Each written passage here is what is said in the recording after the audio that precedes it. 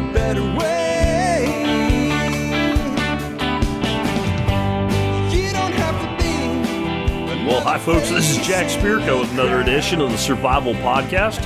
As always, one man's view of the changing world, the changing times, and the things we can all do to live a better life. Times get tougher even if they don't. Today is Thursday, February the 13th. We missed Friday the 13th by one day. Now, if you're the kind of person that downloads and listens to TSP just about as soon as it comes out, you know that today's show didn't come out really that late for a show, except it did for a Thursday show. Thursday shows are a show, the expert council shows what we're going to do today, and they're a lot easier for me to produce. They're a lot quicker for me to produce. So I usually have a show out and published somewhere around noon central. 1 o'clock's late. Here it's 2 o'clock. And I've just started recording my portions of it, and there's a reason. Baby duck reason. Yep, the baby ducks came. We ordered them last month, 25 baby Rowan ducks, and ducks indeed, no drakes, all girls. Expanding the flock so we have more egg production, and, they'll start popping eggs out for us around the end of August or middle of August, right when everybody else is molting, so that'll be good. But just usually it takes 2 days for the male to get the baby ducks to you.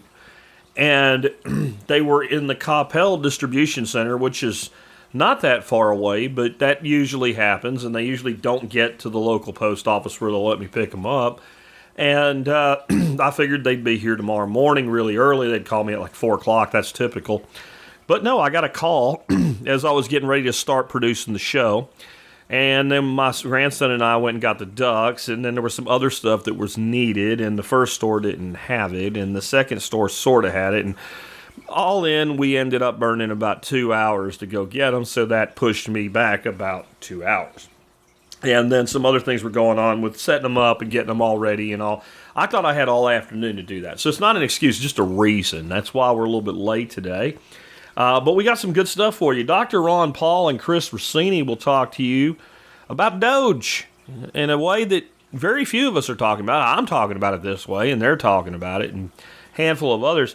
We should be rooting for Republican politicians to end up hating DOGE too, don't you think? I won't say any more on it right now because I'll have an ad into that one. Joe Riles will talk about training a civilian dog, not a military or police dog, with scent work, and I'll tell you my thoughts on that too after what Joel has to say. We'll talk about some tactical terms this week with Mike Melito, and he said that he could use some more gun questions. He's really here as kind of our gun guy, but he can talk about all this tactical stuff too. So whatever you got, send it on in. Ken Daniels will talk about ketone alcohols and exactly what those are. This is new to me, so we'll learn about that together. Jess Markowicz will talk about using Start9 versus Umbrell for privacy services. Ryan Steva will answer the question, how bad is a $100 greenhouse? And he really means anything between like $75 and $200. I'll have some add-ons to his great piece on this, including some thoughts on some of the tunnel style greenhouses that are available from Vivor. And I've included some videos from a guy who has shown you how, for very little extra money, to actually make one of these low-end greenhouses a hell of a lot better. And I've used some not any of the models that that Ryan's talking about, or the particular Viva ones. I've had some other ones though from a company called Springhouse, and man, I wish I would have seen these videos when I bought those greenhouses. I'd probably still have them.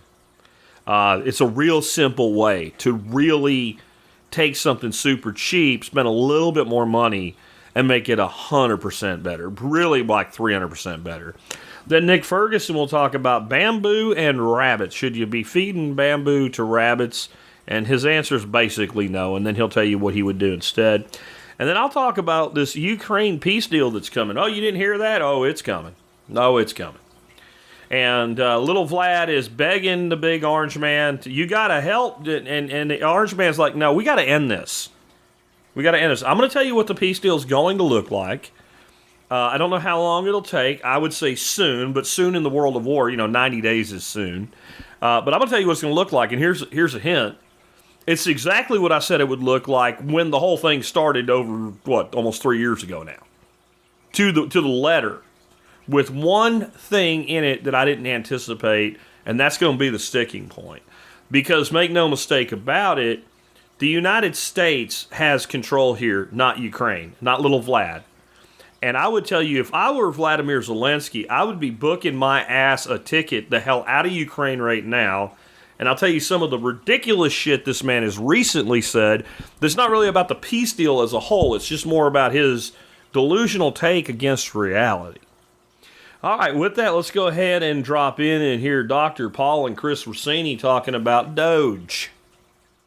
One of the big things going on, and Daniel and I talked about it yesterday, is USAID. And the more we learn about that, the bigger it gets. And it's such a thing on going on how much control there was in it. And the one we're talking about is how USAID got involved in the propaganda, going up to the state of war in Ukraine, how they manipulate things. It's going on for a long, long time. But there's a hint that what the new administration is doing is very, very valuable, because I like to go back to the basics. Why don't you just read the Constitution and follow it? But first, people don't read as well as they used to, and they might not do it. Yeah, the first few weeks, we can't really complain about the Trump administration outside of, let's say, some of the stuff he has been saying on foreign policy, such as U.S. taking over Gaza. But this is President Trump. He is Mr. Art of the Deal. We have to hope that that's part of his Art of the Deal rhetoric, because that's weird. And but when it comes to domestically what is happening, you can't complain. DOGE is ripping through the government like a tornado. It is quickly identifying and cutting and actually doing these things. Like you mentioned, Dr. Paul, 97% of U.S. aid being cut. That's incredible so quickly. We're only a few weeks in here, and it's actually happening. I want to quote our favorite congressman, Thomas Massey. He wrote on X this morning. He said, DOGE is on a collision course with the Uni Party. It hasn't happened yet, but I'm here for it, literally. And yes, he is. And as of today, we're seeing Democratic politicians are furious with DOGE because they went after the Democratic bread and butter first. What we hope for is that when this is all said and done, both sides, both Republican and Democratic politicians, are all furious with DOGE, because this has been a uniparty situation. This isn't just the left, as great as it is to see because of all the damage they've done recently.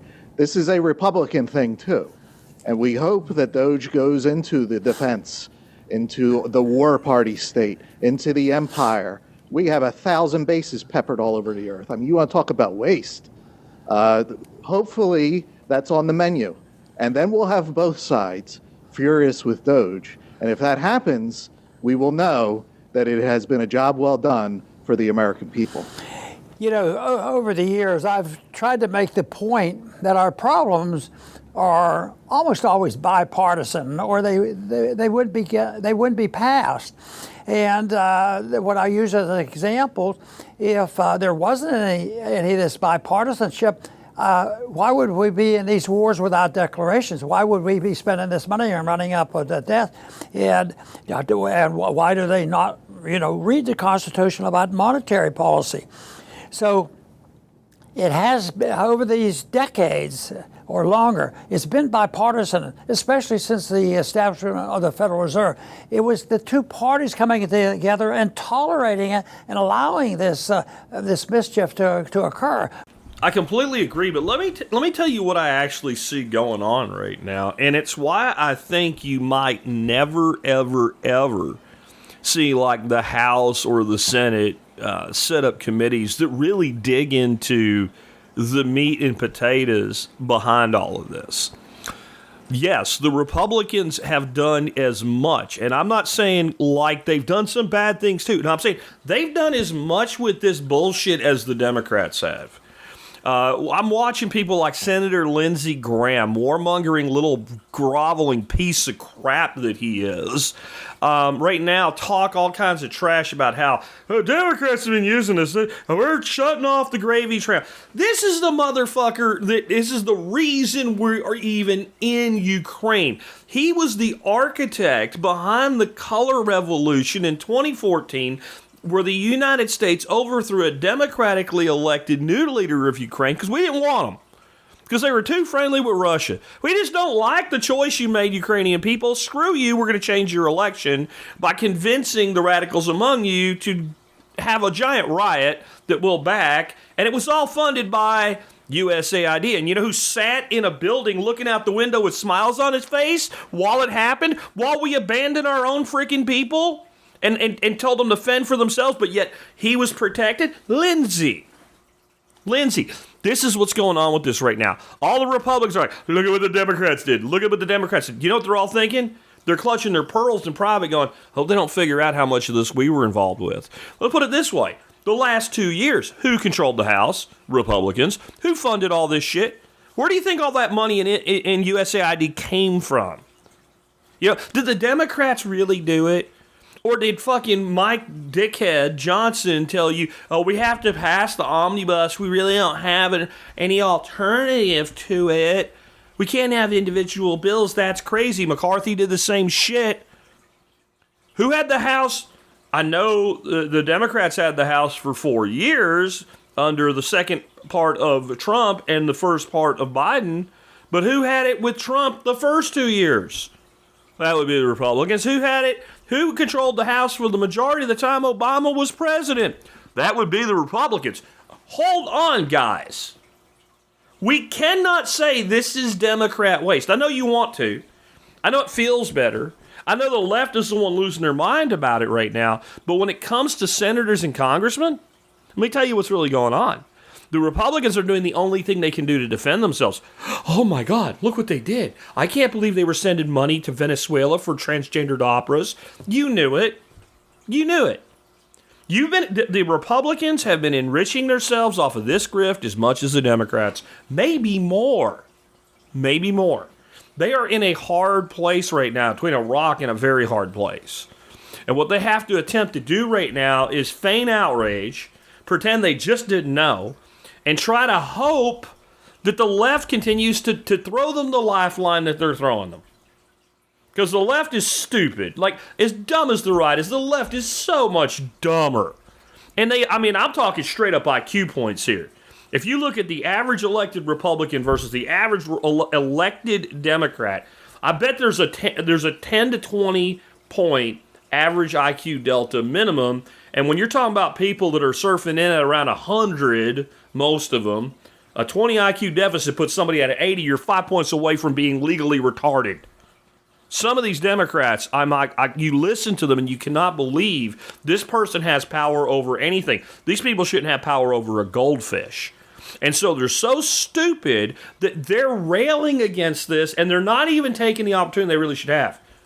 The only way the Democrats could be playing this that would work out for them at all would be, let's see it all. Let's see it all. Republicans. But they can't do it because it's like Democrats. Because for all the shit the Republicans are doing with this money that's evil as hell, most of it's the Republicans are the party of regime change. And that's the bigger evil of USAID, honestly. But nothing grabs a headline like, hey, America, like $2 million of your dollars went to Malaysia for sex changes. That gets people's attention, even Democrats. So, yeah, I agree. I would like to see both parties completely ripped asunder by DOGE. And USAID is the beginning of this. You're going to find out. And like, who's really responsible? Is it Democrats or Republicans that are responsible for all the Social Security payments that are going overseas to people that aren't supposed to get Social Security? Who's responsible for the fact that we've been paying Social Security checks to people that have been dead for 50 years? Is that the Republican Congress or the Democrat? That's the bureaucracy itself. There is just mountains of mess in this. And I am cautiously optimistic that we'll unravel 10% of it. If you think we're going to get to the bottom of all of it, I just think you're inhaling too much copium.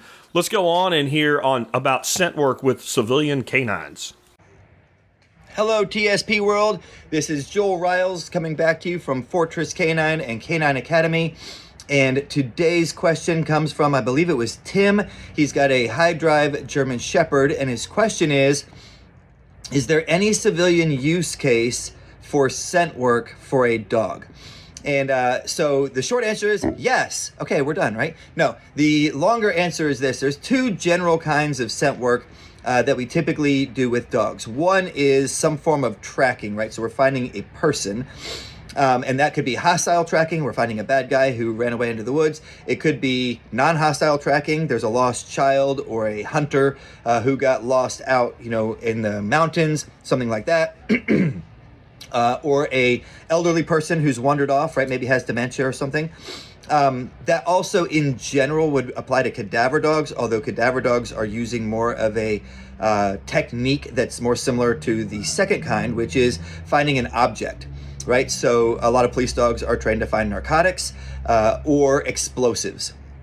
Now, if you are a end of the world as we know it, kind of a conspiracy theorist, like some people in the community, right? Then you may want an explosive detection dog. I train dogs for explosive detection for certain people that are high value persons who travel overseas primarily and want to be able to check to confirm that there's not been explosives placed on their vehicles when they're moving in dangerous parts of the world. So that could have a civilian application depending on who you are. But the more likely application would be something like tracking. And most of our clients who add tracking onto their protection dogs are doing it because if their children get lost, they want to be able to locate them, right? They want to be able to find them relatively quickly. And so tracking is basically I have to have a starting point, and then I can follow that person till either the scent goes away. So the scent could go away because maybe they got in a vehicle, right? That would be a reason the scent would just disappear, or I find the person. And there's lots of different techniques, and there's basic versions of that, and there's very, very advanced versions of that. So for most people in a civilian application, that would be a good way to do it, and it would have the most practical application whether you want to join a search and rescue team and just be available to help people should they get lost and be in danger out in the woods. You could join something like Grindstone Ministries with Bear Independent, and potentially be able to help out in some of the situations that they respond to, or if a family member gets lost. I've had clients contact me whose family members have been lost in Alaska and Colorado and things like that. They've just disappeared on hunting trips and things, and they're like, hey, we don't know where they are. We know they were at this point this many days ago or whatever. Can you help? So that's a practical one. How do you get started in this? Well, I actually have a full module on the intro to tracking, so it's not everything, because tracking is extraordinarily complex if you really get into the depths of it. But you can get a pretty good solid foundation from our module that we have in Canine Academy, which you can get by clicking on the banner on Jack's website, thesurvivalpodcast.com. Basically what we do though is if your dog has a good recall, then you have a friend or a helper have the dog on a long line. So when you track with a dog, you're typically going to have a long, like a 30-foot line. So this is like a webbing line. You could use a rope if you needed to. You're going to want to wear gloves for this because it's going to be running through your hands quickly, and you don't want to burn your hands. And we have a helper hold the dog, and they're standing pretty close to the dog, like within 5 feet behind the dog, so pretty close. The handler of the dog is going to run off and then step behind something. Now you're only going to be going about 20-30 yards here. You're not going to be going very far. And you kind of call the dog, come on, let's go. You start jogging, not super fast. You could walk fast too. About halfway or 3/4 of the way before you're going to disappear, you turn around and go, come on, let's go, let's go. Now remember, the helper's holding the dog on a flat collar, by the way. If you do have a correction collar, all this is done on a flat collar or a harness. I recommend a collar. And then right before you step out of sight, you're going to call them again, step out of sight. The person's going to say seek, or whatever command you want to use. We use seek. And then seek them. Where are they at? Seek them the whole way until they find you. And then you're going to praise them up, give them lots of petting, lots of praise. Oh, good seek. Keep repeating the command so that they start to imprint that on their brain, right? You're going to do that 2-3 times. Dog's going to be really excited to see you. And then on about the fourth time, you're going to run, and when you step around a corner, you're going to have another corner you can go to. So imagine a house, right? So you run, you step around the corner of your house, and then you go down the edge of that house and then step around the second corner. Now your dog's been go, go, go, turn the corner, you're there, yay, I get petted.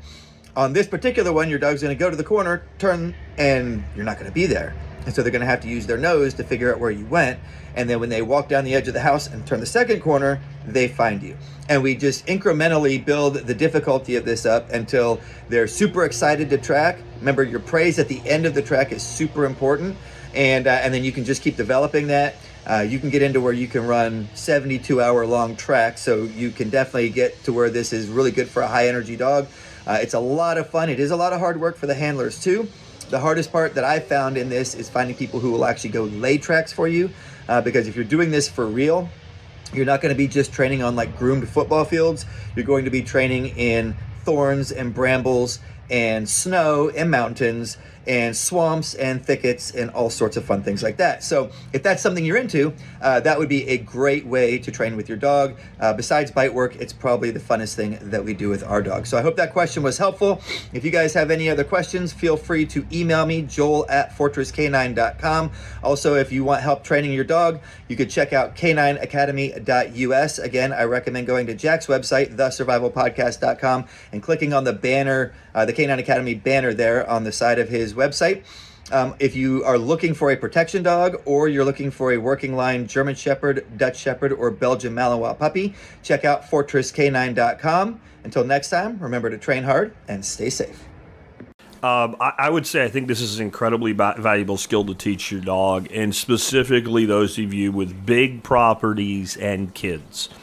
There is a panic mode that parents can go into really quick when they can't find a kid, even when they know better. Even like the kid's probably playing out in the backfield or something like that. They do it all the time. But when you want them and they're not there, and they left their phone at the house, and you called them and they don't, like all stuff like that. Being able to tell a dog go find the kid, and the dog can do it. It just really is a very valuable skill.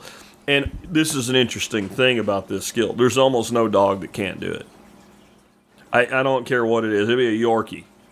They all have amazing noses. And once they understand, this is like everything else you teach a dog. Once the dog understands what you're asking, they're not just willing to do it, they want to do it.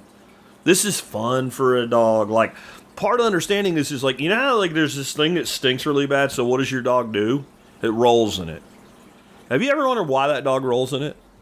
Because there's something about that stink, they like it. And it's not just that they want to stink too. What they're doing is they're putting the scent on themselves. And that way, they know if they want to find it a few days later, they have the scent. It's not necessarily going to be in the memory 100%. And they're able to find the faintest component of it so they can get back to that spot. So this is an innate thing that all dogs do. It's actually one of the easier, let's call it advanced skills to teach them, and Joel gave you exactly how to do it. Let's talk about some tactical, not technical, what the hell is a technical? Tactical terms with Mike Melito right now. Hey TSP, how's it going? Mike Melito here from Gunfighter Life Podcast. I did not get any firearms questions this week, so make sure you send those in to Jack of the Survival Podcast. I thought in lieu of that, I'd do a little segment. Some tactical terms of the week. Some basic ones to some more advanced ones. It seems like in the tactical community, in the shooting community, there's all these acronyms. Boy, we love to throw around acronyms. But what do they actually mean? Well, let's pick out a few today and go through them. I'm going to start super basic. Caliber. What does caliber even mean? Well, if caliber is written out properly, it should be a decimal point and then some numbers. That's just the fraction of an inch. The point whatever inches in reference to a bullet's diameter. So a 50 caliber .50 is 1/2 of an inch. A 25 caliber is 1/4 of an inch. That's really it. Common ones, a .30 caliber, a little bit less than a third of an inch. Now there's a whole nother measuring system, metric, that the French and the commies like, which we're not going to get into today, maybe another time. But that's really all caliber means. Caveat, not all caliber names are actually named after the caliber that they are. But usually they are, so let's put that aside. Now, there's a whole different way to measure shotguns, and I think Jack has probably covered these two things before, but it's likely been a long time. Gauge. Got a 12 gauge. It's like the king of gauges. What does 12 gauge mean? Many gun guys throw around terms they don't actually know what they mean. Gauge is also a pretty simple unit of measurement. If you take the diameter of the barrel this time, not of the projectile, but the diameter of the barrel, and you cast lead spheres, if you get a lead sphere that's that same diameter as the barrel, that fits snugly in the barrel, however many of those it takes to make a pound is the gauge. A 12 gauge should take 12 round lead balls to equal a pound. This will help you if you're thinking about the relationship between a 12 gauge and a 20 gauge. A 20 gauge requires 20 of those lead balls to make a pound, and that can not only tell you that it's smaller, but also give you kind of a relationship as to how much smaller, and how much smaller, again, the 28 gauge is than the 20 gauge. Or that the 16 gauge kind of sits in a sweet spot between a 12 and a 20. But the number of lead balls that make a pound. MOA. MOA is another one that just gets thrown around all over the place. Minute of angle is what it stands for. There's a real scientific, nerdy way to get into that we're not going to get into today. And it's not exactly true. It's slightly greater than this value. But the easy way to remember MOA is an inch per 100 yards. One MOA at 100 yards is about an inch. I say about, it's really, really close.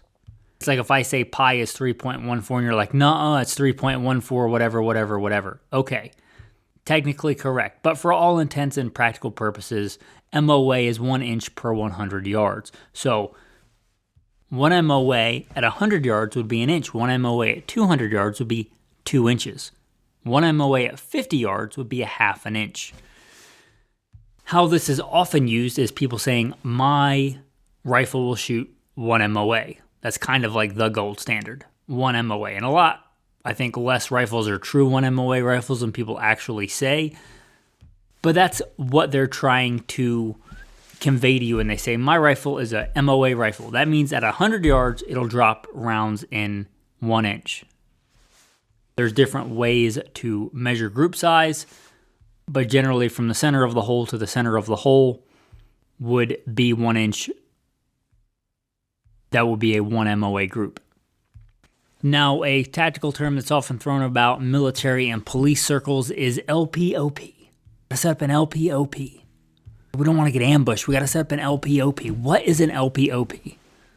Well, it stands for Listening Post Observation Post. Here's the deal, guys, that aren't super tactical. It's a lookout. When you were kids and you were building forts and you were going to have a mud fight or a water balloon fight, you were playing capture the flag or whatever, you would have a lookout. You might put them somewhere high up where they could see well, or in where that had clear line of sight if somebody was coming. We would call that an avenue of approach.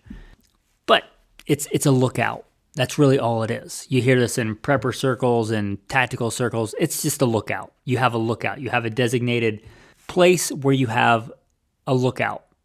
They can gather intel, where they can be an early warning system to the larger group, to the larger force.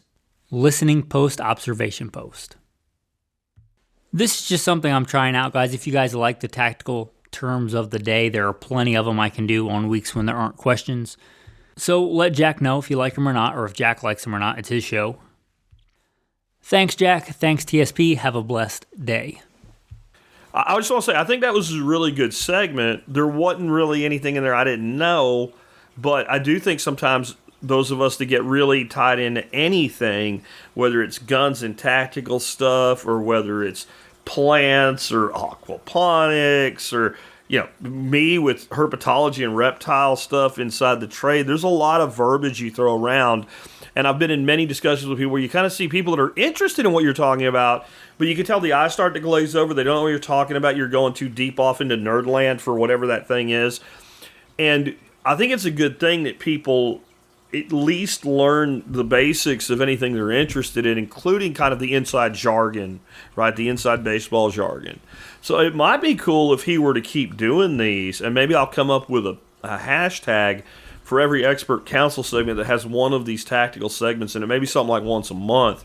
Because I remember long ago, I did a whole podcast on things like ballistic coefficients and calibers and stuff like that, because it kind of can sound like you're reading out of a witch's spell book to somebody that's not familiar with the terminology, and that can turn people off, and that's not good, because what we're here to do is to educate. And the foundation of most education is vocabulary, to know how to speak the language of the thing that you're going into. So really great segment. Now let's talk about something. I've never even heard of this. I have to look this up to learn more about this. I had no idea this was a thing. Ketone alcohols.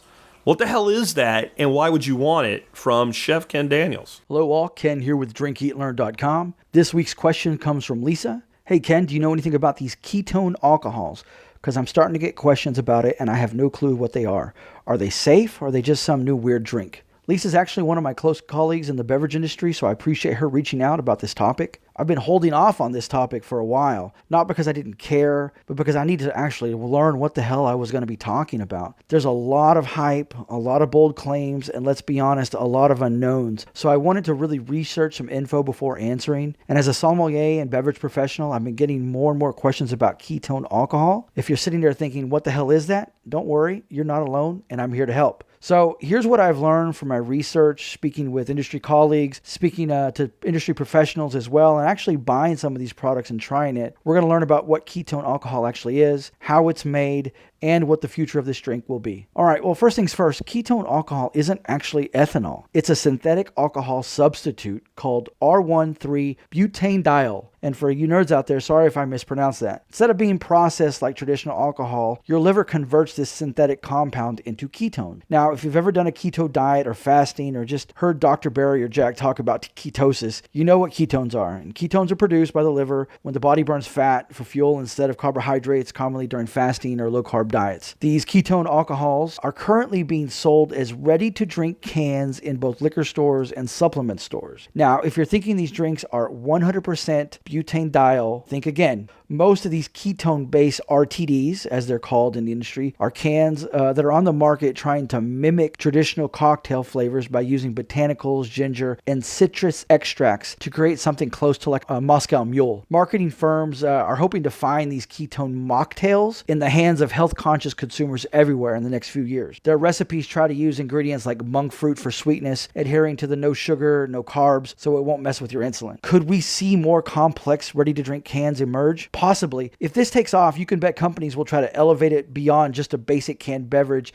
and into a more ketone mixology-based menus. The idea behind all these products are to emulate a cocktail using ketone alcohol as the base. But let's hold on for a second. Should we even be calling this ketone alcohol? Technically, it's not an alcohol in the way we think about spirits at the local bar. It doesn't affect the body the same way. It doesn't impair you the same way. It's not even regulated the same way. So while ketone alcohol is catchy, it's also misleading. Some brands just call it ketone spirits or ethanol-free alcohol, which, while accurate, is also like calling it like ethanol-free Red Bull. For now, ketone alcohol, hard ketones, or something called ketohol is what people are calling it. So that's what we'll be using here, but just know this isn't ethanol. It's not even like ethanol, so let's just get away from that word eventually. Let's get to the part where everyone actually cares about. Does it get you drunk? The answer is no. Ketone alcohol won't get you drunk in the way we think of regular spirits. Now, drinkers of ketone alcohol state that you might feel more relaxed, clear-headed, and even slightly more focused. Now, do some people prefer this effect? Absolutely. Some find that ethanol side effects like the slurred speech or the dehydration, they're really not worth it, and they'd rather have something that gives a light, feel-good experience without knocking them out. Okay, so let's get to the dark side of ketone alcohol. Here's where things get interesting, or sketchy depending on how you trust modern food science. Ketone alcohol is made from formaldehyde. Yes, Formaldehyde, the same chemical used in embalming fluid, it plays the role of a precursor in some ketone alcohol production. Now, before you panic and you think you're drinking embalming fluid, here's the real deal. Formaldehyde is used as an intermediate step in the chemical synthesis. It gets converted into a safer compound before the final product, and the finished ketone alcohol should not contain formaldehyde. But that's the science. And if you're someone who avoids overly processed foods and drinks, this might raise an eyebrow. There's another method that's somewhat better. Some companies are using a genetically modified E. coli bacteria to biologically engineer ketone alcohol. The E. coli they use produce butanediol, which is then extracted, purified, and turned into a consumable product. Is it bad? Not necessarily. But is it natural? Absolutely not. And again, if you're looking for a clean, all-natural alternative to alcohol, this ain't it. Also, if you think this stuff is cheap, it ain't. Amazon right now has got a case of ketone alcohol, 12 cans for $80. Here's another issue, regulation or the lack thereof. Now, I hate regulations as much as anyone, but ketone alcohol, or whatever we want to call it, falls into a weird legal gray area. It's not exactly alcohol, it's not exactly a supplement, and these regulatory bodies really don't know what to do with it yet. So what does that mean? It means there's no real standardization of how it's made, how it's labeled, or what safety protocols should be followed. If a company isn't careful or doesn't have good ethics, they could be cutting corners, using low-quality ingredients, or not properly purifying the final product. That means basically there could be residual formaldehyde in an inferior product. And since there's no governing body holding them accountable, that's a real concern. I can't believe I'm saying this, but I actually want more oversight, and that responsibility falls on the consumer to research these brands, check lab results, if any, and make sure they're getting a clean product. So where do I land on this? Well, first off, let's be clear. I'm not a doctor. I'm not a chemist. I'm not a medical researcher. I'm a food and beverage professional. My job isn't to push a product or give you clearance that it's safe. It's to educate people about what's out there so they can make an informed decision, especially to those that are living a keto or carnivore diet in the TSP community and are looking for information. From a food and beverage professional's perspective, I think it's a fad right now, but I do think it has a potential to be a huge market. Drinking habits are changing for younger adults who are drinking less traditional alcohol, and we may see this category grow. Whether it turns into another niche category of functional drinking or just another energy drink that remains to be seen, but people are definitely interested and the beverage industry is paying attention. For me, I have tried it, yes. Do I feel a heightened sense of awareness and focus? I don't think the juice is worth the squeeze. It's synthetic, it's expensive, I'm not chasing to get drunk, and I'm not willing to pay the price both physically and financially to drink a fluid made from formaldehyde. But that's just me. There will always be consumers that will love this product, so it's my job to educate, test, and assist the industry and consumers as this evolves. And who knows, in the future, I'll probably be experimenting with it in recipes, cocktails, and pairings, because if that's going to be in the market, drinkeatlearn.com needs to understand how it works. Lisa, I hope this helps. Until next time, this is Ken with drinkeatlearn.com. Cheers. So as I was listening to that along with y'all, I was also doing a classic case of Spirko multitasking and looking up more information on it. And here's what I've found from people that have actually tried it and reviewed it. This would be an example of the expense maybe not being as high as it seems. I'm reading here from a blog called Outlier, and it's not spelled like you would typically spell it, Outliyer. And cost per buzz. Buying a 12-pack of White Claw online costs about $30, bringing the cost per can to around $2.50. I'm not so sure that I really value the opinion of a person that drinks White Claw, but okay. At the time of this writing, an 8-pack of hard ketones cost $49 a can, which is $6.11, right? So 8 packs, $49, $6.11 per can. But here's the thing, with ethanol, I'm constantly chasing that perfect buzz. Always thinking that one more drink will do it, though it never does. To really enjoy the effects I seek from ethanol, I often find myself 6 to 8 drinks in, whereas with this stuff, I'm good at 1 to 2. I can't imagine going beyond 3. 1 drink of ethanol encourages more consumption. I'm going to say that is a true statement, whereas 1 can of hard ketones discourages it. And so this stuff, apparently, when it processes through your liver, since it's producing ketones, it's going to be satiating rather than crave-inducing. So I want this to be a good thing. So I am going to be very careful as I investigate it. Because when you want something to be true, you will find a way to convince yourself that it is. I have some real questions about this, and one is supposedly no bad health effects, blah, blah, blah, blah. Now, I know it could obviously have some hidden thing that gives you freaking, after 5 years you get, cancer of the big toe or the butthole or something. I don't know. I'm still worried about the liver here. This is processed through the liver and converted into ketones. Great, but it's also an alcohol, whether they say it is or it's not. It's an alcohol. What is the effect on the liver? How does this affect the liver? Is it as dangerous for the liver, or maybe a percentage as dangerous for the liver as ethanol is? I don't know the answer to that at all. I see all these claims, but they're all being made by the companies that sell it. So the answer is I don't know. My thing is, I have wanted something that would, if all the things in Star Trek that I look at and think, it'd be great if we have that. Some of them are like, that's not happening in my lifetime. We're not going to have warp drive. We're not going to have transporters, things like that. We're not going to have a holodeck to the level that they do, where when you fall in the creek and you come out of the holodeck, you're actually wet.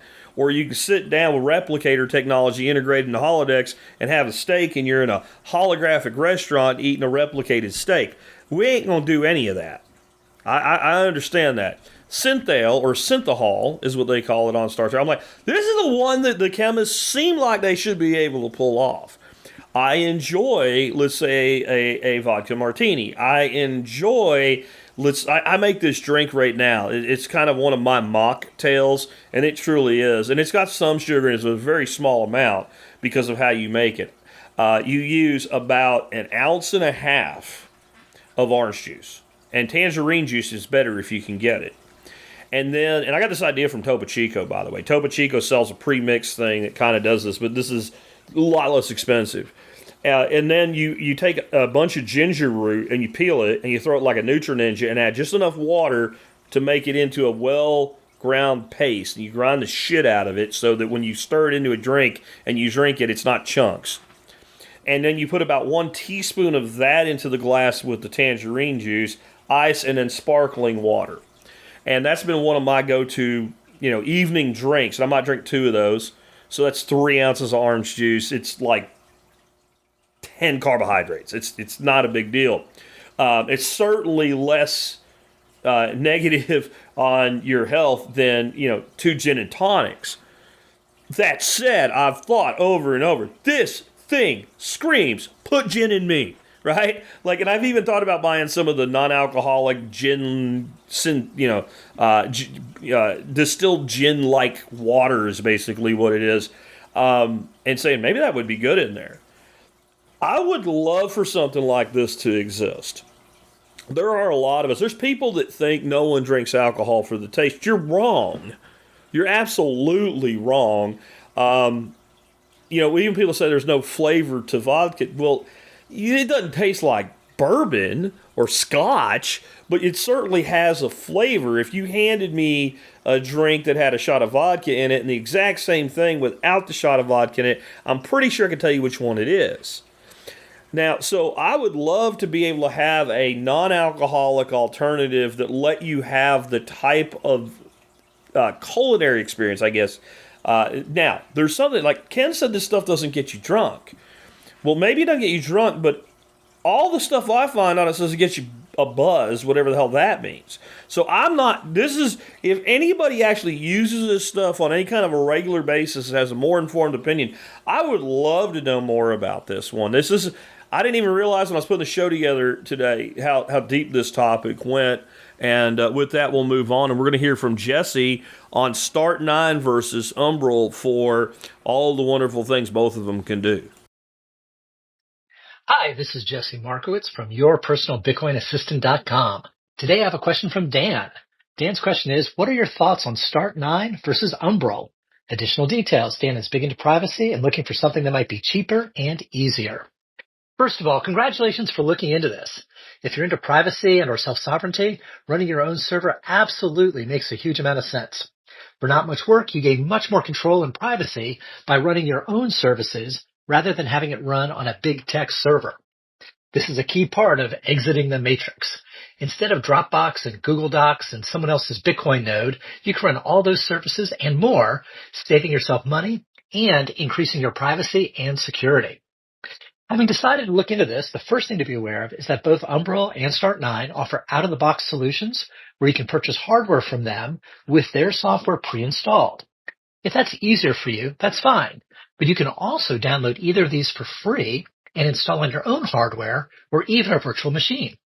This allows you to buy exactly as much or as little hardware as desired. Now, I do have a preference for StartOS. It works better for my needs.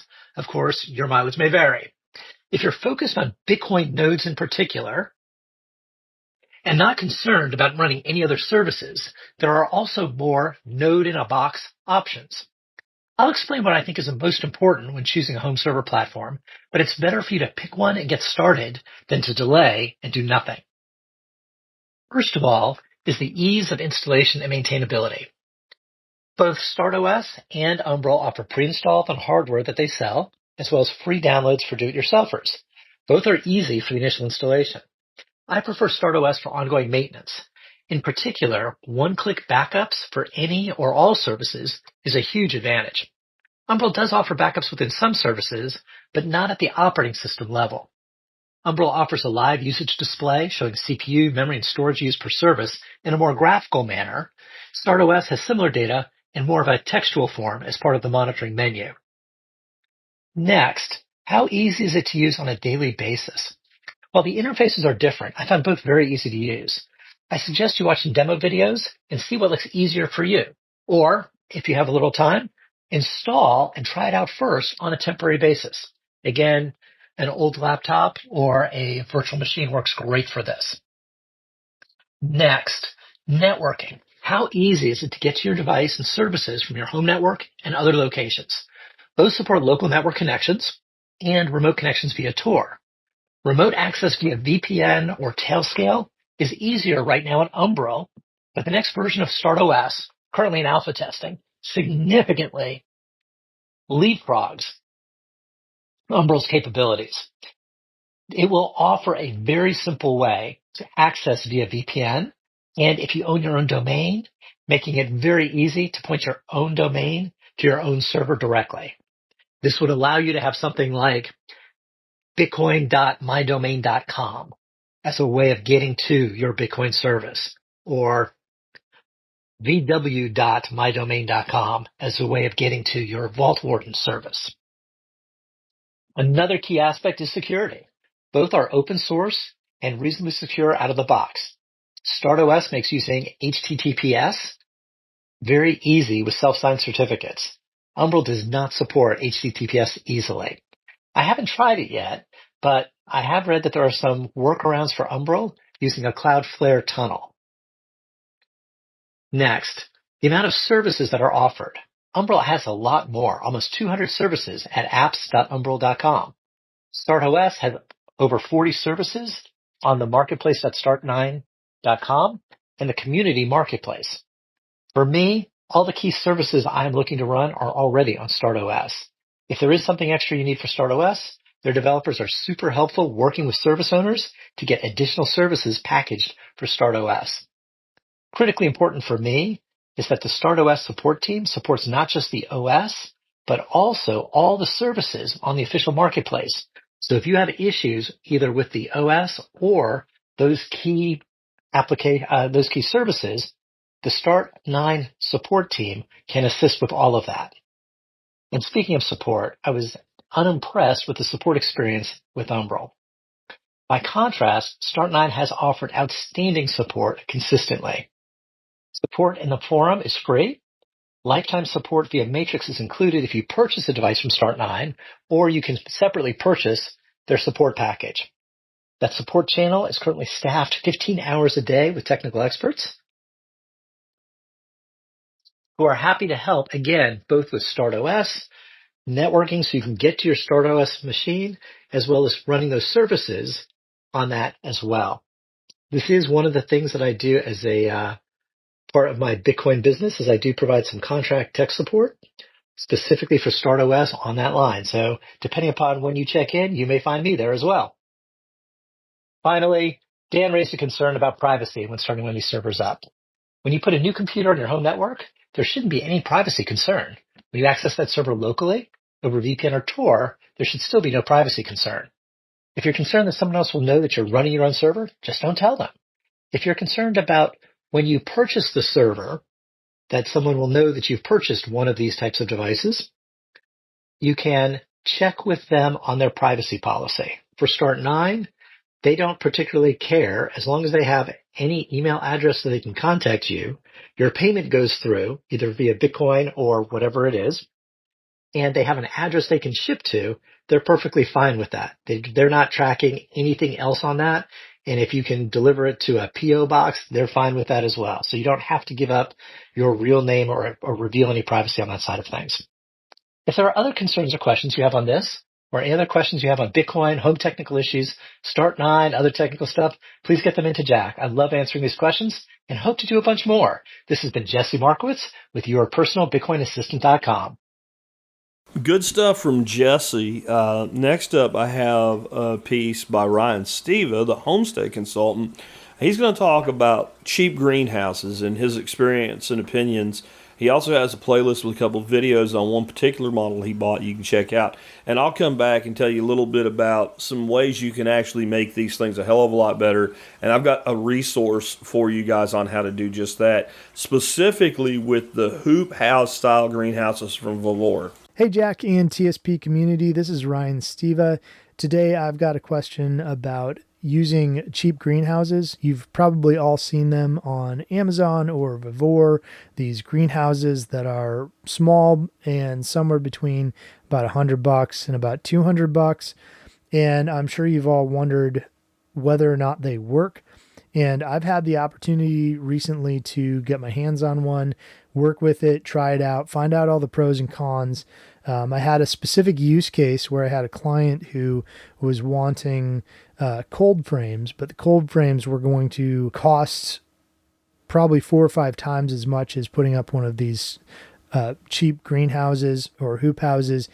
And really for his circumstance, the cold frames would then be difficult to take down, difficult to manage. So we decided to try one of these knowing that it may only last a season or a year, but we figured we'd roll the dice and give it a try. And I've got some takeaways from that as well as kind of a pros and cons list. On the pro side, as you might imagine, they're cheap.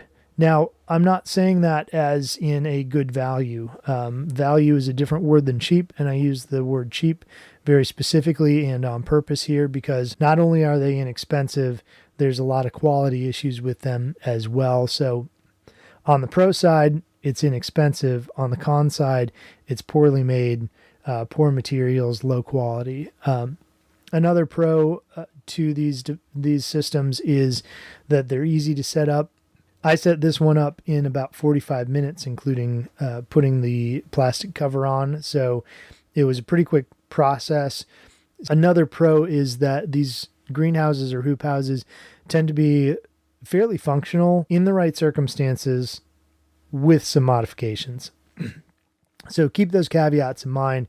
That's about all I've got on the pros side. There's quite a few cons here, and they're important to know. I kind of already mentioned this, but being cheap, they have very low quality parts. So your hoops and other connecting systems are essentially a very low quality EMT or electrical metal conduit, which at about 3/4 of an inch. So, but it's a thinner wall than a electrical conduit would be. So these are very thin, very weak poles or conduit essentially that's being used to build these systems. And they use as little material as they can possibly get away with. I think both because of the cost of shipping as well as because of the cost of the actual physical material. So they're using very thin poles essentially that are curved for the arches, and then the exact same poles are being used for the rest of the construction. It's not well braced and it's able to move a lot. The same goes for the cover. So the cover does not have good attachments to the framing system.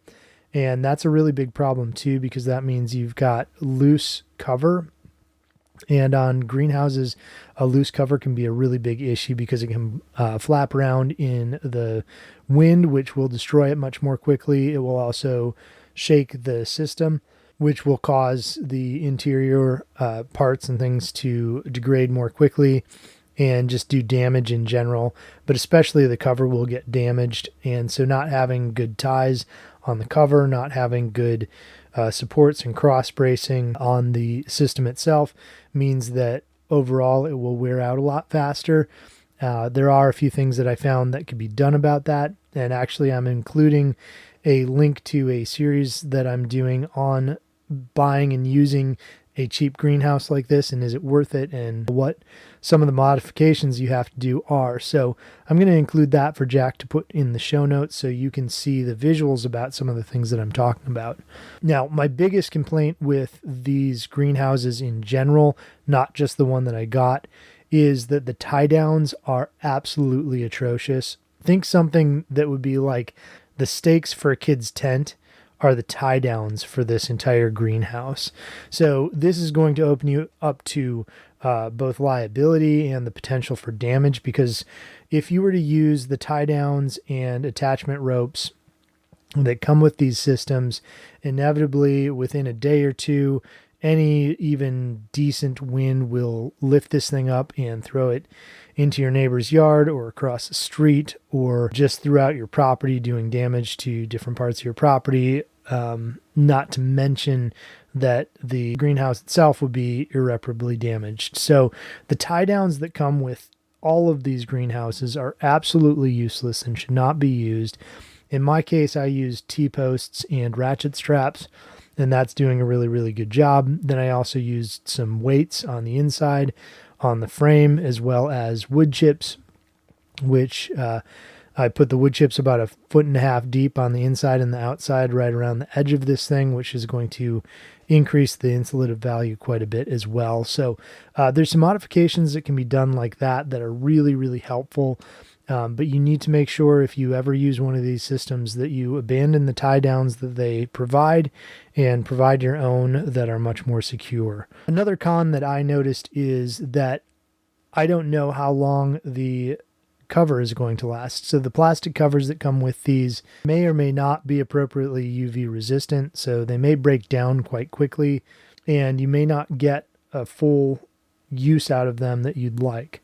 So consider that this system may only last a long season, a year, maybe 2 years at tops, but the plastic on them is likely going to degrade quite quickly, much more so than something you would put on a professional style greenhouse or hoop house. The instructions were quite poor and I had to do some figuring out and readjusting as I went because the instructions were so poor that they really did not explain what I should do and in what order well at all. And last was more specific to my greenhouse that I was building, was that there's no human-sized door. Ideally, you'd like some type of properly sized door so that you don't have to open a giant, like an entire end of the greenhouse every time you want to go in and out. And on the specific greenhouse I used, though I like it better than most of the other cheap greenhouses for several reasons, the lack of a human-sized door was a major issue. So what we ended up doing is just having a basically one zipper on one side of the large door that opens up on the end of the greenhouse is where you walk in, and we put cinder blocks and weighted down the rest of the door so that it doesn't flop around all the time. So those are my thoughts in a nutshell on the pros and cons of a cheap greenhouse. I hope that helps you all. If you want to see the video series that I'm doing, Jack will put that in the description and you can just click on that and see what I'm working on there. And I'll give updates if the something like the cover starts to go bad, so you'll have an idea of what to expect down the road. I could really use some more questions from the audience. So if you have any questions on anything that would be related to home inspection, home repair, homestead, creative homestead ideas and solutions, anything along those lines, I am happy to get answered and get back to you. Please send those in to Jack and he'll forward them to me. If you want to find more about what I do, you can find my website, thehomesteadconsultant.com. or clarityhomeinspection.com if you want a home inspection in the state of Tennessee. You can also find a pretty decent catalog of how-to and useful videos on homesteading at the Homestead Consultant on YouTube. So I agree with everything you said, with an exception, and that is that some of these greenhouses, specifically the ones where the plastic actually looks a little bit green in color and it has a reinforcing mesh inside them, those plastics should last about as long as you can expect most greenhouse plastic of the same mill thickness to last, okay? And then that would be, and then what are they on? How snug are they? How are they maintained? How much UV that hits them? Are you running, shade cloth in the summer so that they're protected, or are you like putting it away? And I wouldn't do this with what I'm about to say at all, but if you put it away, obviously it's not out in the elements, or some way shelter it from the harsh, long UV of summer, when if you are growing anything in a greenhouse, again, it should be under 30 or 40% shade anyway. But their two big weaknesses with these greenhouses is, one is the low-end nature of the frames. They're not super rigid. And two is how saggy, I guess, I don't know what the technical term would be, lack of tension there is in the plastic. I've been meaning to get a greenhouse from Vavor, and I just didn't do it this year, and they'll give me one, okay? The reason I didn't take it is if I take it, I'm obligated to review it, and I'm behind on so many things this winter, heading into spring. I know that I won't get to it, so I haven't asked for one. But when I was thinking about it, I started researching, how do you make one of these things not a piece of shit? I found this dude on YouTube, and what he did makes so much sense, I cannot believe I did not think of it myself. He built a very simple frame out of 2x4s for both end doors. And it's a super simple frame, even though you're dealing with kind of sort of a coped, round structure. The door itself is almost perfectly square. So you build this square frame, and there's just a little bit of an angle to your two corners on the top. And then through the frame, you screw through the frame through the metal frame into the wooden door frame. That's one thing. The other thing he did is he went completely around the bottom with 2x4s on the inside and the outside. And I know lumber got a lot more expensive than it was 10 years ago, but it's also come back down. It's much more reasonably priced at this point. And basically, he takes the 2x4s. So it's like you've got a 4x4 going all the way around it, right? Which is really what a 3x3, right? Because it's 1.5 doubled, right? It was 3 inches. Because a 2x4 is 1.5 inches wide. Thank the digitized world for that. Anyway, or the fiat world for that. But anyway, you basically sandwich them along the bottom, and you do them so that they're vertical. So the narrow dimension is up, down, I guess it would be the wide dimension is up, down, and the narrow dimension is the horizontal. So you sandwich them and screw them together. And basically you frame out the entire bottom with these 2x4s. This adds a significant amount of weight distributed perfectly evenly around.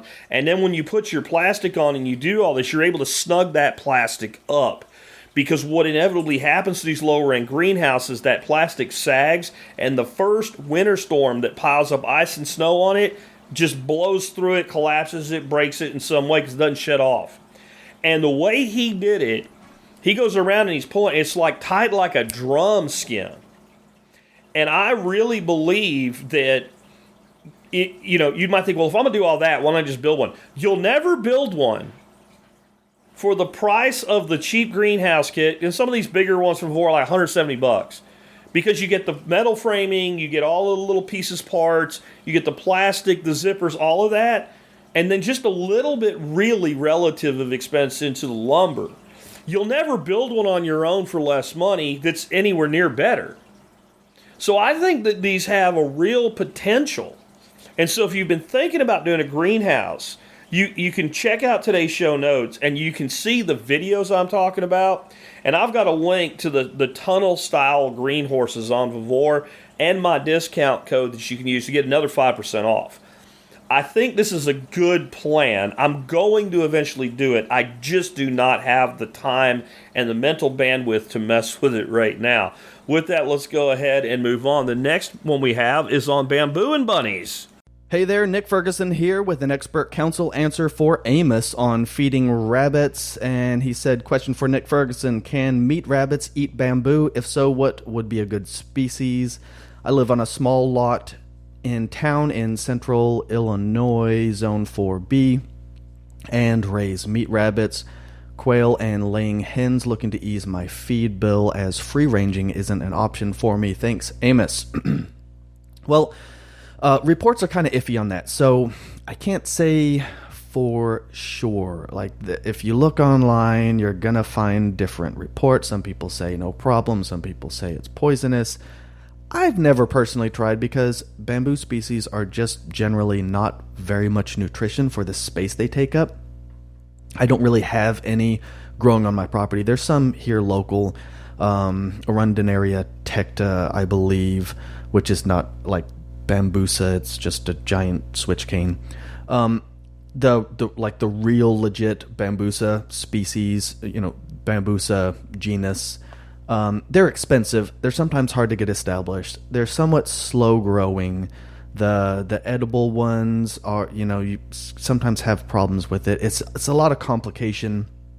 You have to time the harvest correctly.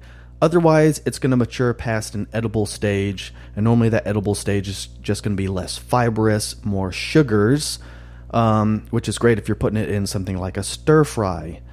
But it's just not worth the hassle, in my opinion. The growth rate, harvest issues, low digestibility issues with mature stuff all make bamboo a bad idea, especially in a situation where space is at a high value premium, which is what you're talking about on your small lot. In that kind of a situation, I would never suggest bamboo for livestock feed. It's just not worth the space, in my opinion. What I can tell you is, if I were in your shoes, I'll just answer this question like I do for my consulting clients all over the USA, outside the USA.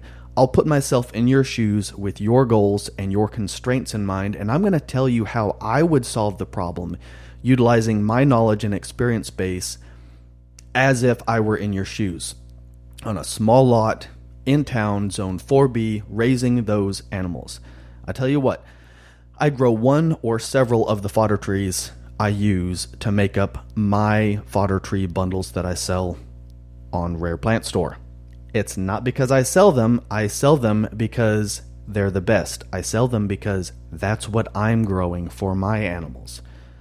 The order that I'd place the three species, because that's what I've got three different species. I have white mulberry, hybrid willow, and lacebark elm, and I'd put them in that order of importance and like primacy.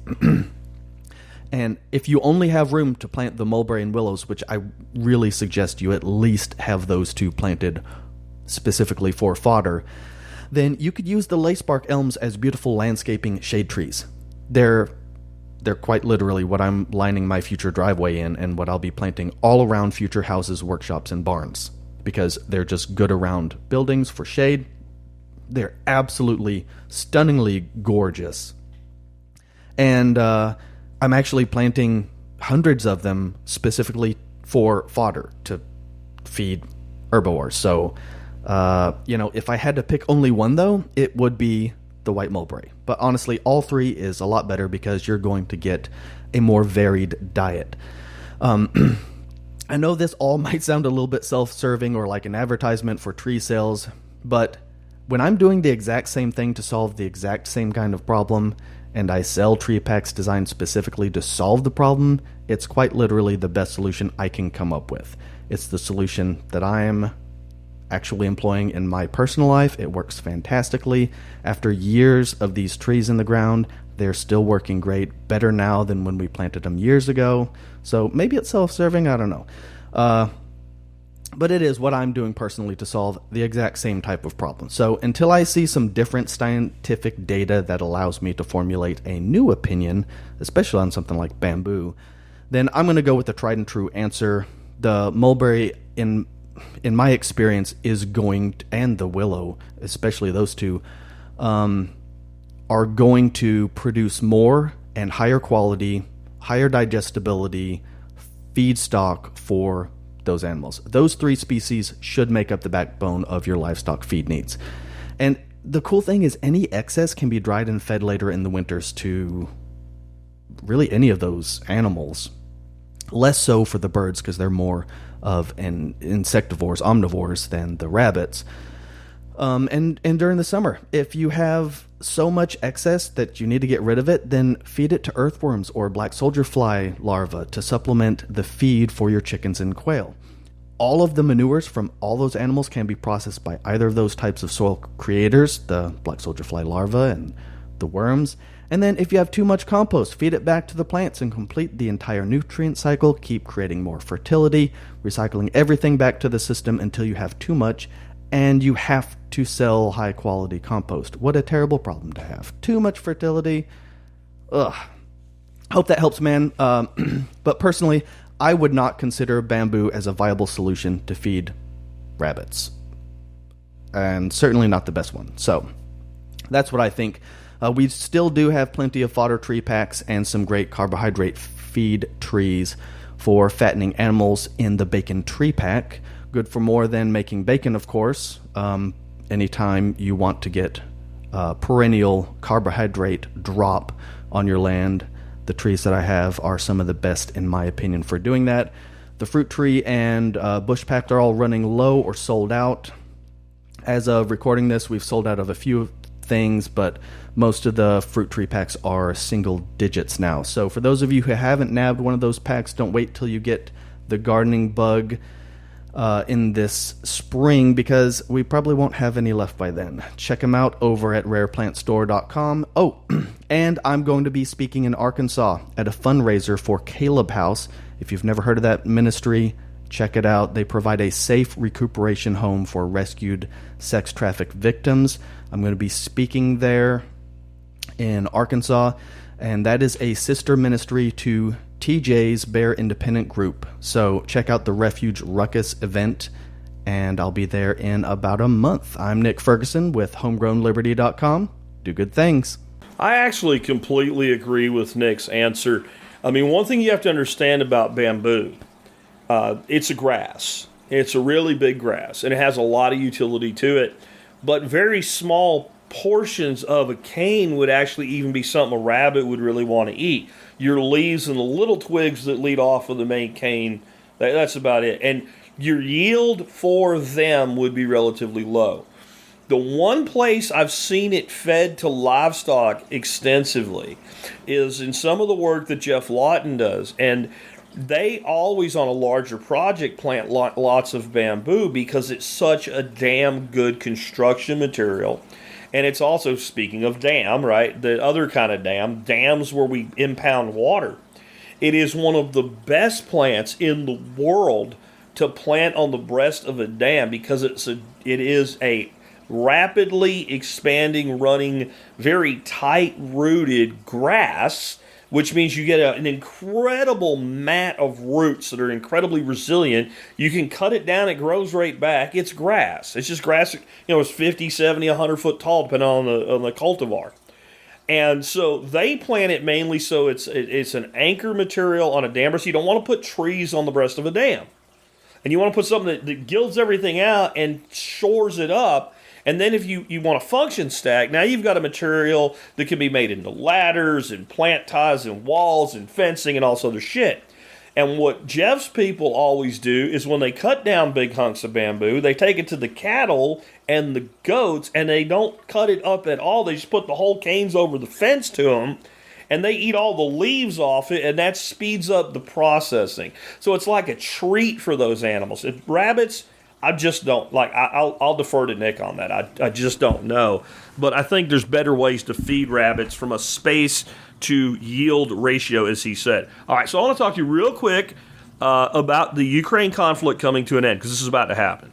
This is what's going on right now, and I do have some information on this beyond the typically available public stuff. I do have some sources, believe it or not, and I can tell you that the United States and Russia are directly negotiating with each other. and this has been sort of kind of reported, I'm confirming it more than anything else, this is happening. This is happening. Trump has basically told Zelensky, my job now is to end the war. And Zelensky's like crying to Daddy Trump to save him, and it ain't happening. There's a fundamental reality here. This war was lost the day it started. There has never been the ability of Ukraine to really stand against Russian military, period. I'm sorry. Whatever part of you that may have believed that was in a fantasy zone, this is not giving me pleasure to say this, okay? It's just a simple tactical evaluation. And the cope mechanism from the true believers is already coming. Well, maybe Ukraine didn't win, but they showed Russia's army is not as tough as they said it was, and they're not the number 2 army, they're barely number 1 against Ukraine, whatever. Like, this is all copium. I'm sorry. The Russians exercised so much restraint in this conflict, it's hard to even understand. They really didn't try to push the war deep into Ukraine. They pushed in long enough in the beginning to set up what they did in the Donbass region, and they pulled back and collapsed to it. And I mean, I've known about what's going on there from the very beginning. You can ask Nicole Sauce. I told her about 2 weeks before they pulled back it was about to happen, and then it did. And she's like, how did you know? I'm like, because I know things. And this is where we're at now. Like, Ukraine never had a chance in this war. I don't care how much weapons we gave them. The numeric advantage that Russia has from a soldier standpoint alone, let alone the technology and the ability to prosecute a war and a very experienced group of combat troops, it wasn't happening. The losses, the media keeps trying to tell you, are kind of equal. They're terrible, but they're kind of... No, they're not. No, they're not. They're probably about 5-1 to 7-1 in favor of Russia. Both for severe casualties. We're not talking about little minor injuries. You know, go get patched up a week later, you're back with your unit. We're talking like injuries that put you out. You're done. You're finished. And deaths. It's about 5 to 7 to 1. Somewhere in that range of 5 to 7. It's hard to know because nobody's telling the complete truth. But it's somewhere in that range. You can't win a war like that when you are when your opponent is numerically superior to you and you're at a negative in the loss ratio. Okay? The spoiled rich kids in Ukraine have not shed a drop of blood. They're riding around in freaking Aston Martins and shit, paid for with your money. And a lot of people have hauled ass and run away. A lot of people are being conscripted, thrown in the back of vans. Just like I said, this is done. Zelensky just said that the majority of Ukrainians do not want elections, and they support me staying in power, not having elections. If he believed that, he would have elections. This is not a democracy. It never was. This isn't Ukraine bad, Russia good. This is, neither one of these countries really are what I think either of their fans want them to be. Russia is a totalitarian state. Ukraine is a totalitarian state. The end. It's 2 totalitarian states attacking each other. Gee, that's never happened in history, or has it, right? Okay, this is reality, and this war was unwinnable from the start for Ukraine, just like I told you it was. I'm going to tell you what I told you when this started, and I mean first week into it. At this point, the only thing that can be the end of it is Russia takes the Donbass. That's how this war will end. Guess what? That's how this war is going to end. There are some Ukrainian forces that drove into Kursk. They will have to withdraw. This is basically the deal that's been put at Putin's feet. Ukraine will give up the Donbass. Ukraine will withdraw from Kursk. Ukraine will not be able to or eligible to join NATO. Here's the and all that's like, for Putin, that's like creaming your jeans off her. That's everything he asked for the war to never happen in the first place without even taking the Donbass. He didn't really want to take it. And I know some of you don't believe that. Stop listening to the TV. Start listening to people you trust with everything else. Don't have Gelman amnesia. You know, all the other shit I tell you about I'm right about? Maybe I have more credibility than these people who have an agenda, that they lie to you about all this other shit you know about. Well, I don't know, that's up to you. But if we would have had a hard statement from NATO and the EU, Ukraine will not be part of NATO, the end. And if the Ukraine had honored the agreement with Donetsk and Luhansk, the Donbass region, to allow them their autonomy, this war would have never happened. There was an 8-year-long civil war, Ukrainian killing Ukrainian, and actually Ukrainians killing ethnic Russians in the Donbass after they agreed not to. So if they would have just said, you know what, we'll leave, and they just withdrew, and they left Donbass alone, and they said we won't join NATO, that would have been it. So why doesn't this move faster? Well, one, the Ukrainians do have some ability to say no. Okay, but now it's the United States saying you need to say yes instead of the United States telling them to say no. This is the sticking point. There is a reasonable concern by Ukraine that if we have been so demolished militarily, that if we agree to this, how do we know Russia's not going to come in and attack us? So the solution to this is that European troops will police a demilitarized zone in Ukraine, like a buffer, that neither side's military will enter. Sort of like the DMZ in North Korea and South Korea, except it will be a bit bigger of an area, and other people will be there. It's not going to be like this, like wiped out, like the Romulan and the Youth Federation neutral zone or something, right? Like it will be just that the Ukrainian military won't go in there and the Russians won't come in there, and then there'll be these EU troops, whether it be UK or Germany or something like that, as a defensive force only. Well, obviously Putin kind of has some problems with that, but they've also already offered Putin that Article 5 will not apply to these troops of NATO, which is that if right now any nation were to attack Poland or attack Germany or attack France, then all of NATO comes to their defense. That's Article 5. So these troops, even though they would be under the flag of a Germany or a UK or something like that, would not be subject to Article 5. So this would be an assurance to Ukraine that there is something left to defend you, and a deterrent to the Russians to, hey, you got your piece, you took your pound of flesh, don't fuck around anymore. Russia, I think, would be fine with that deal, but the idea of German or English troops in there and the bullshit Ukraine has pulled in the past is probably what the holdup is. So as soon as, I believe that's how quick this could go. The second that both sides can agree on that sticking point to a way that there is a reasonable expectation that the country is secure from further aggression, and at the same time, the Russians feel that this is worth the trade-off, it will happen in days. You're going to hear about it, not hear about it, not hear about it, and then one day it's just going to be like, boom, and it's going to drop like, and that's pretty much what you're going to see. That's pretty much the whole deal, and it ain't going to change much. And I guarantee you, Orange Man's people, or even maybe Orange Man directly on the phone with Vladimir Putin, is going to be, listen, you're getting everything you asked for and more on some levels.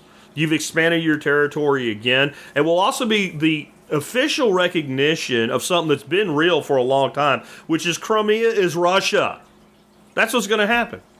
And then the whole thing will just shut up and blow away and be like it never happened. And people will lose their mind when this really starts to come out. We have them already. What? Ukraine has to give up their territory? Yes, because you lost a fucking war.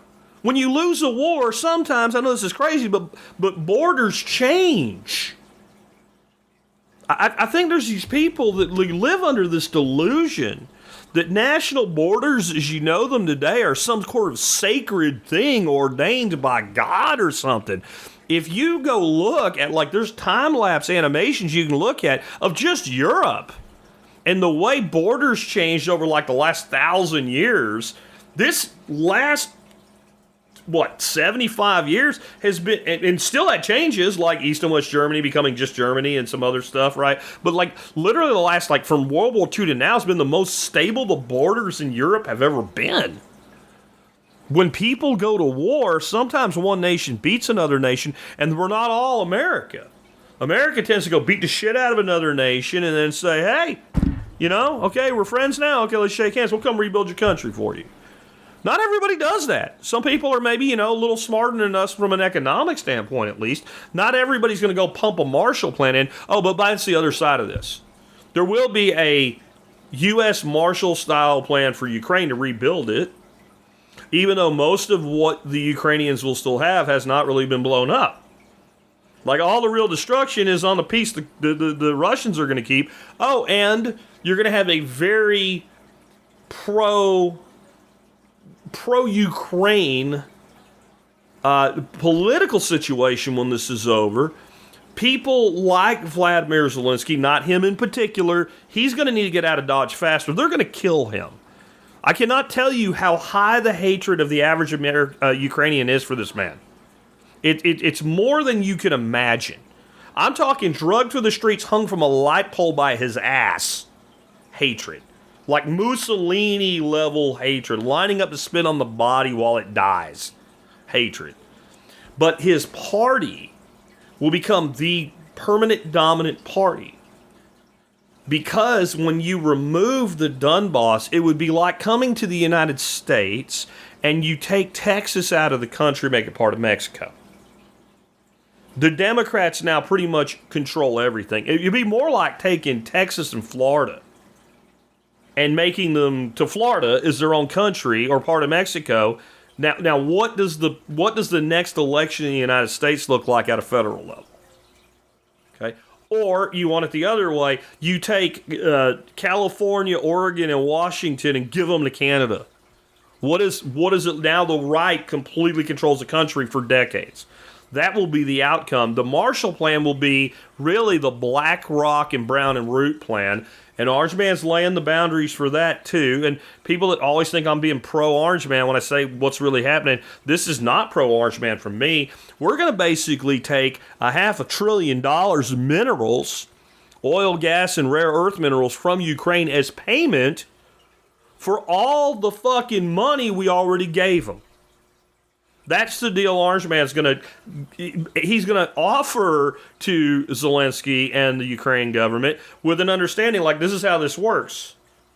Either you take this deal or go fuck yourself, you're on your own.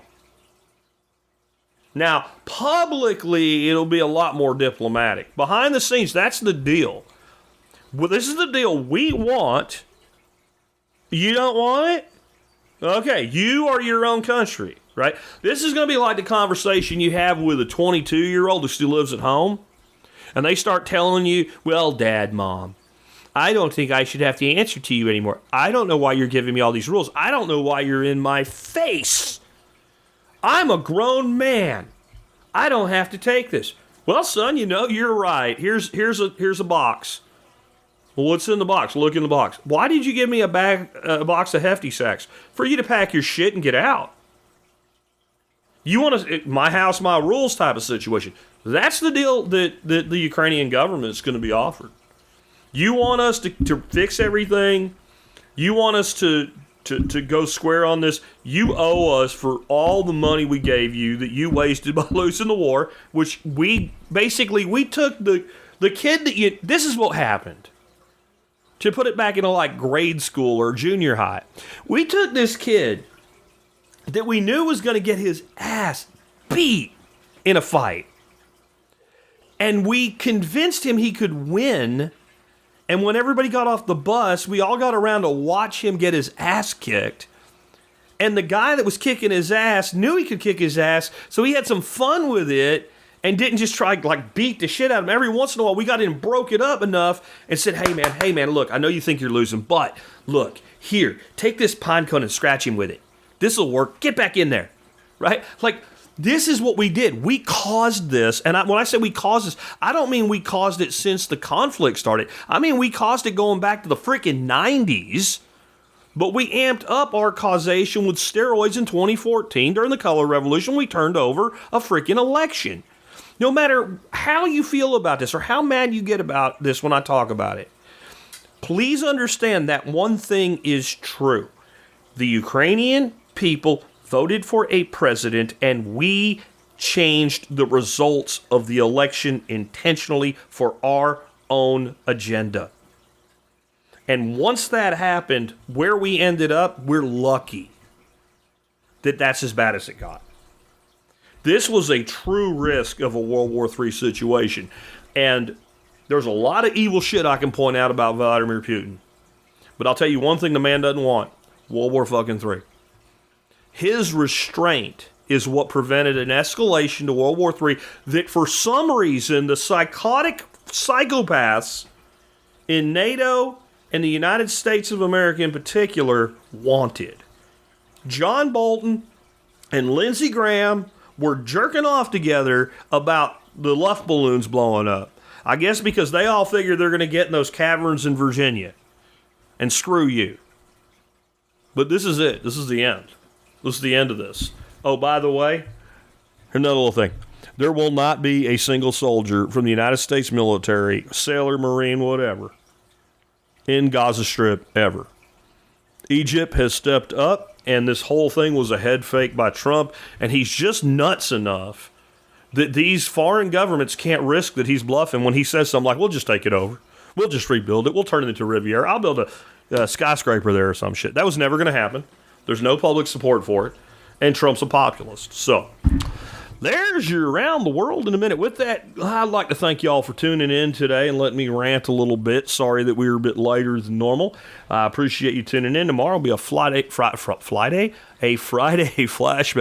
And then on Monday, we'll start and do it all over again. With that, since I won't be talking to you live tomorrow at all or with a new show at all, have a great and productive weekend. They said you should have a house the American way. $1 down, $1 a month, and you'll never have to pay. There's a better way to do this. Let me show you a better way. You don't have to be another face in the crowd. You don't have to live the way they tell you to. Make your own way, the others will follow. The revolution is you. The revolution.